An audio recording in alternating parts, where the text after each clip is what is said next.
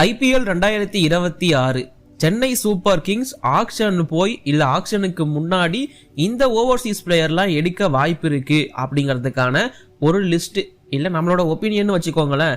அதை பார்க்கறதுக்காக தான் பேசிக்கா இந்த வீடியோ. ஸோ இது சென்னை சூப்பர் கிங்ஸ் ஸ்பெஷல் தான். ஸோ லேட் பண்ண வேணாம், இப்போ வாங்க வீடியோக்குள்ள போகலாம்.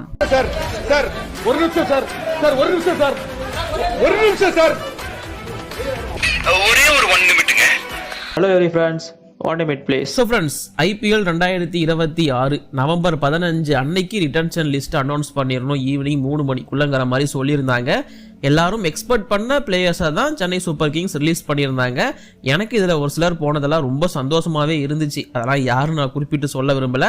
பட் சிஎஸ்கே ரீடைன் பண்ணது யாரு, ரிலீஸ் பண்ணது யாருங்கிறத நான் சுருக்கமாக சொல்லிடுறேன். Ruturaj Gaikwad, Ayush Mhatre, Dewald Brevis, Dhoni, Urvil Patel, Shivam Dube, Jamie Overton, Ramakrishna Ghosh, Noor Ahmad, Khaleel Ahmed, Anshul Kamboj, Gurjapneet Singh, Nathan Ellis, Shreyas Gopal, Mukesh Choudhary, இது இல்லாம ட்ரேட் பண்ணி உள்ள எடுத்த சஞ்சு சாம்சன், இது எல்லாம் சிஎஸ்கே ரீடைன் பண்ணி வச்சிருக்கிற பிளேயர்ஸ்.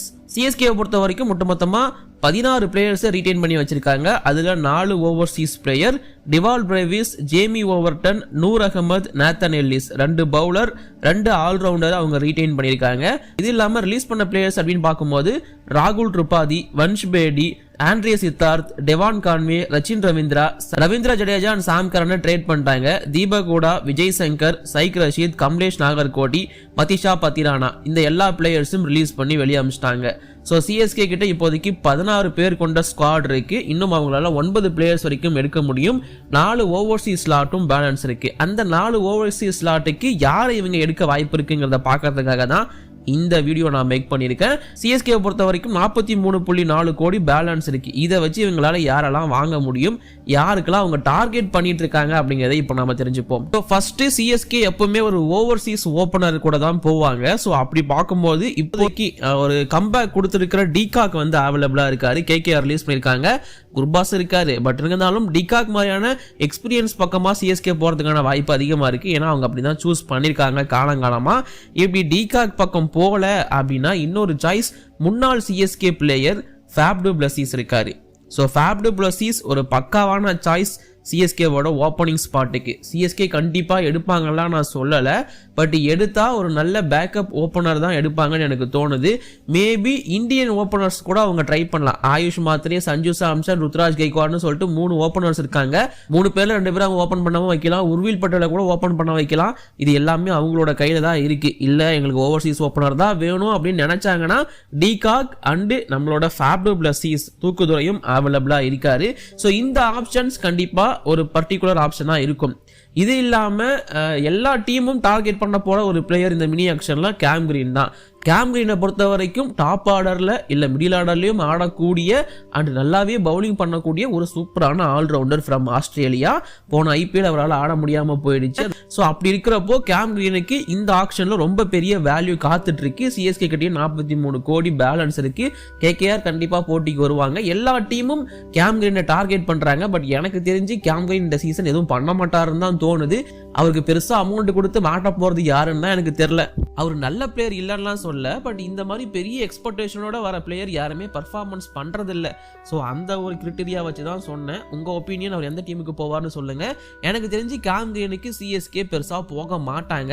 பட் எல்லாருமே டார்கெட் லிஸ்ட்ல வைக்கிறாங்கன்னு சொல்லிட்டு நானும் கொண்டு வந்து வச்சுக்கிறேன். அண்ட் தென் பீடாக்ல ஆரம்பிச்சு ரவி அஸ்வின், நிறைய சிஎஸ்கே சேர்ந்தவங்க உட்பட எல்லாருமே பேசிட்டு இருக்க ஒரு பேரு அகில் ஹுசைன் அப்படிங்கிற ஒரு ஸ்பின்னர். ஸோ அகில் ஹுசைனை பொறுத்த வரைக்கும் இப்போ ரீசெண்டா நடந்துட்டு இருக்க T20 லீக்ஸ்ல வந்து செம்ம பர்ஃபார்மன்ஸ் கொடுத்துட்டு இருக்க ஒரு பிளேயரா இருந்துட்டு இருக்காரு. சிஎஸ்கேக்கு ஆல்ரெடி நூர் அகமது இருக்காரு. அதே மாதிரி அகில் ஹுசைனை எடுப்பாங்களா அப்படிங்கிற கேள்விக்குறிங்க இருந்துச்சுன்னா எடுப்பாங்க. சிஎஸ்கே ஸ்பின்னர்ஸை நம்பக்கூடிய ஒரு டீம் தான். அது இந்தியன் ஸ்பின்னர் ரவி பிஷ்னாய் மாதிரி போறாங்களா, இல்ல இந்த மாதிரி ஓவர்சீஸ் சைடு அகில் ஹுசைன் மாதிரி போறாங்களாங்கிறதெல்லாம் நம்ம பொறுத்து தான் பார்க்கணும். பட் சிஎஸ்கேவோட ரேடார்ல இந்த அகில் ஹுசைனும் இருக்காரு. ஒரு கம்மியான நல்ல ரேட்டுக்கு வந்தாருன்னா பேக்கப் காட்சி எடுத்து இவரை வச்சுப்பாங்க அப்படின்னு இப்போதைக்கு எக்ஸ்பெக்ட் பண்ணப்படுது. ஸோ இவரோட பேருமே இப்போதைக்கு இந்த லிஸ்ட்ல இருக்கு. இது இல்லாம சிஎஸ்கேக்கு வர போற மற்ற பிளேயர்ஸ் அப்படின்னு பார்க்கும்போது பிரேஸ்வெல். ஸோ பிரேஸ்வெல்லும் இப்போதைக்கு ஆக்ஷன்ல இருக்காரு. அவரை ரிலீஸ் பண்ணி விட்டாங்க. பிரேஸ்வெல்லை பொறுத்த வரைக்கும் ஒரு விக்கெட் கீப்பர், பவுலர், ஒரு நல்ல ஆல்ரவுண்டர்னு வச்சுக்கோங்க. அவருமே சூப்பராக ஆல்ரவுண்ட் பண்ணுவார் அண்ட் ஒரு ஃபினிஷராகவுமே நல்லா பண்ணி கொடுக்கக்கூடிய ஒருத்தர் தான். ஸோ பிரேஸ்வெல் ஆல்சோ நல்ல ஆப்ஷன் சிஎஸ்கேக்கு.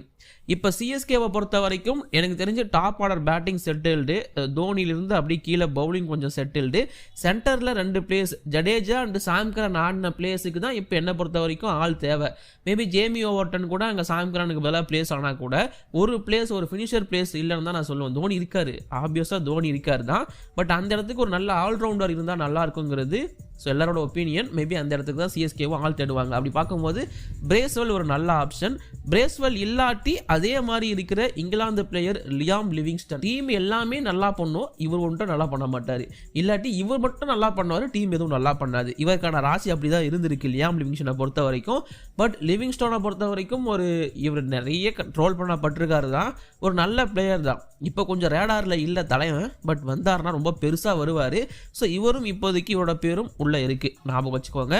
இது இல்லாமல் டேவிட் மில்லர்.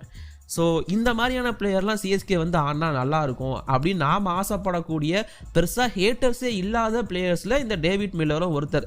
கில்லர் மில்லர்னு சொல்லிட்டு ரொம்ப ஃபேமஸ். இவருக்கு வந்து நான் நிஜமாகவே சொல்கிறேன், பெருசாக ஹேட்டர்ஸ்லாம் யாரும் கிடையாது. இல்லை எனக்கு மில்லரை சுத்தமாக பிடிக்காதுன்னு யாராச்சும் இருந்தீங்கன்னா கமெண்ட்டில் சொல்லிட்டு போங்க, நானும் தெரிஞ்சுக்கிறேன். ஸோ இந்த டேவிட் மில்லரும் இப்போதைக்கு ஆக்ஷனில் இருக்கார், அவைலபிலிட்டியுமே இருக்குது.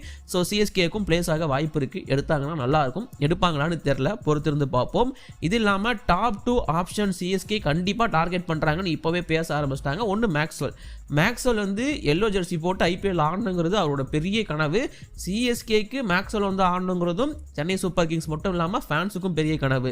எவ்ரி ஆக்ஷன் மேக்ஸ்வெல் எப்போ ஆக்ஷனுக்குள்ளே வந்தாலுமே சிஎஸ்கே அட்லீஸ்ட் ஒரு பிட்டை தூக்கி மேக்ஸ்வெல் மேலே போடுவாங்க, கிடைச்சிட மாட்டாரா அப்படின்னு சொல்லிட்டு. பட் வேற டீம்ஸ் வந்து அவர் கொத்திட்டு போயிடுவாங்க.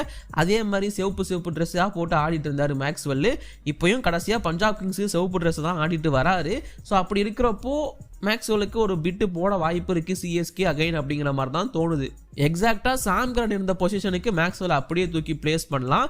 எல்லோ ஜெர்சி போட்டால் இந்த மேக்ஸ்வெல் அப்படிங்கிற பிளேயரு வெறித்தனமாக ஆடுவார், உங்கள் எல்லாருக்குமே தெரியும். இது இல்லாமல் ஹைலைட்டடான பிளேயர் யாருன்னா ஆண்ட்ரே ரசல் சிஎஸ்கேலையா அப்படின்னு கேட்டிங்கன்னா ஆனா எப்படி இருக்குன்னு யோசிங்க. சிஎஸ்கேவை முடிச்சு விடுற ஒரு பிளேயரில் ஆண்ட்ரே ரசல் முக்கியமான ஒரு பிளேயரு. ஏன்னா சிஎஸ்கேக்கு எதிராக எந்த டீம் எந்த பிளேயராலையும் வெற்றியை பறிக்க முடியாது. ஆனால் இவர் இருந்தால் தனியாக பறிச்சுட்டு போயிடுவார். அப்படி தான் காலங்காலமாக ஹிஸ்ட்ரி இருந்திருக்கு. பட் இந்த ஆண்ட்ரே ரசலை இப்போ கேகேஆர் ரிலீஸ் பண்ணியிருக்காங்க. ரொம்ப ரேரான ஒரு விஷயம். பட் ஏஜ் ஃபேக்டர் காரணமாக வெளியே வந்திருக்காரு, ஃபார்மும் பெருசாக இல்லை. பட் இந்த மாதிரி பிளேயர்ஸை எடுத்து அவங்கள கெத்து காட்ட வைக்கிறது தான் சிஎஸ்கேவோட வேலை. ஸோ அதனால் சிஎஸ்கே கண்டிப்பாக ஆண்ட்ரே ரசலை எடுக்கும் அப்படின்னு டார்கெட் வச்சிருக்கிறதா இப்போவே ட்ரேடை பற்றி பேச ஆரம்பிச்சிட்டாங்க. பட் அவர் ரிலீஸ் ஆகிட்டாரு, ஆக்ஷனுக்கே வந்துட்டாரு.